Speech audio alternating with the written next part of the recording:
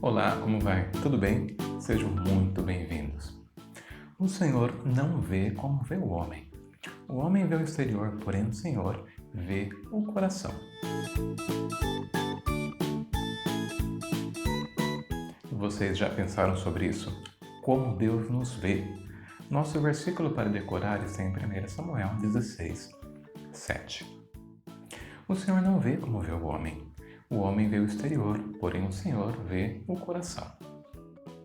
E a história de hoje está no capítulo 16 do primeiro livro de Samuel. E eu desejo que com a história de hoje você saiba que para Deus o nosso coração, o nosso caráter, nossa personalidade, nossas atitudes são mais importantes do que a nossa aparência física.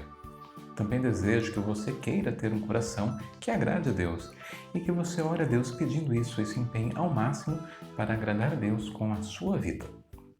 Nós estamos estudando a história dos reis e já vimos que Saul, o rei atual, não é muito obediente. Ele desobedece a Deus, ele mente, ele se acha. Esse comportamento dele fez com que Deus retirasse de sua família o direito ao trono. Quando Saul morresse, não seria um dos seus filhos que reinaria em seu lugar. Então, quem seria o novo rei? Depois do desastre que foi a vitória de Saul sobre os amalequitas, Samuel nunca mais se encontrou com ele. E apesar de Saul ser desobediente, mentiroso e egoísta, Samuel ficava triste ao pensar no que poderia acontecer com Saul.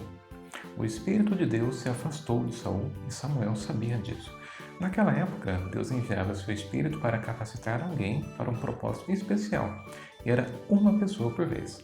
Sem a presença do Espírito de Deus, do Espírito Santo, Samuel sabia que Saul passaria por maus bocados. Hoje é diferente. Depois que Jesus enviou o Espírito Santo para a igreja, e podemos ler isso lá em Atos 2, o Espírito Santo habita em todos aqueles que recebem Jesus como Senhor e Salvador de suas vidas. Milhares, milhões, bilhões de pessoas ao mesmo tempo. Um belo dia, depois que Deus retirou-se da vida de Saul, Deus falou com Samuel e disse que ele havia escolhido o novo rei. Esse escolhido era de Belém, filho de Jessé. Vocês sabem de quem estamos falando? Samuel foi até a casa de Jessé e não contou para ninguém o que tinha ido fazer. Nem para o próprio Jessé. Quando Jessé abriu a porta da frente, lá estava Samuel. Jessé chamou a família inteira para comerem juntos. E a cada filho que Jessé apresentava para Samuel, Deus dizia para Samuel: não é esse, não é esse, não é esse. Quando Jessé terminou as apresentações e Deus havia descartado todos os filhos apresentados, Samuel perguntou se eram só aqueles os filhos de Jessé. Samuel conhecia Deus muito bem e tinha certeza que Deus havia escolhido um rei entre os filhos de Jessé. Jessé confessou que tinha mais um, o caçula, que estava lá no campo cuidando das ovelhas. Naquela época era normal o filho mais velho ser honrado e respeitado, etc. e tal. E era normal o filho mais novo ficar pelos cantos fazendo serviços menos honrosos, longe dos mimos reservados ao mais velho, que nesse caso era cuidar das ovelhas. Bem diferente de hoje, não é? E Samuel mandou buscarem um filho mais novo. E avisou que ninguém comeria enquanto esse filho não chegasse. E Davi chegou. Ruivo, altura mediana para sua idade, forte, de boa aparência, também corajoso e talentoso.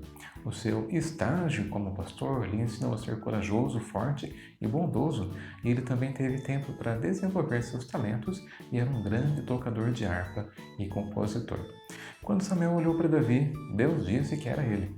Davi seria o novo rei de Israel. E o que será que Deus viu em Davi? O Senhor não vê como vê o homem. O homem vê o exterior, porém o Senhor vê o coração. 1 Samuel 16, 7. Deus viu que Davi o amava e tinha um desejo sincero de agradar a Deus em tudo o que fazia. Então, sem maiores explicações, ali na cozinha mesmo, Samuel ungiu Davi entre os seus irmãos. Sem entender muito bem o porquê daquilo tudo, Davi voltou para o campo cuidar das ovelhas e Samuel voltou para sua cidade, Ramá. Mas naquele momento em que foi ungido, não foi só azeite que se derramou sobre Davi. O próprio Espírito de Deus passou a acompanhar Davi e ele foi cheio do Espírito Santo. Enquanto isso, lá em Gibeá, onde Saul morava, as coisas não estavam nada bem.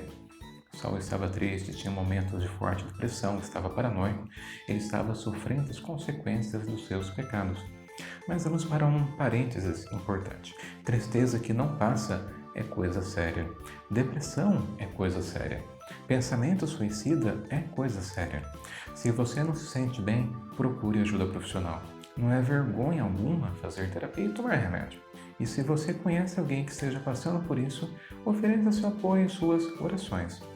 E se você está muito mal por algum pecado que você sabe que cometeu, peça perdão e não peque mais. Nenhum cristão vai se recusar a perdoar, e nenhum cristão pode se negar a se arrepender e pedir perdão. Fecha parênteses. Saul estava mal e seus servos sugeriram que ele procurasse um músico para tocar para ele. Parece loucura e tratamento fake news, mas com certeza o ânimo de vocês é influenciado pelas músicas que vocês escutam e vocês já perceberam isso. A música é muito poderosa, os louvores, os hinos que nós cantamos na igreja e nos cultos são poderosos. Está escrito que Deus habita em meio aos louvores. E os servos de Saul sabiam disso. E sabe quem tinha chegado no topo das paradas de sucesso de Israel? Davi. O arpista Davi, o valente Davi, o forte Davi, o expressivo Davi, o de boa aparência Davi, mas principalmente o Davi que vivia em comunhão com Deus. Saul não sabia que Davi seria o próximo rei. Nem Davi tinha certeza sobre isso. E o jovem Davi foi do pasto para o palácio real, ser instrumentista particular de Saul. Começou o segundo estágio dele para ser rei. O que Deus tem visto no seu coração? Às vezes vemos e conhecemos pessoas que são lindas por fora, bem harmonizadas, que sabem se apresentar, mas que quando conhecemos perdem parte dessa beleza toda, porque não são bonitas por dentro. Devemos nos lembrar que Deus nos conhece muito bem e não podemos esconder nada dele. Então eu pergunto novamente, o que Deus tem visto no teu coração?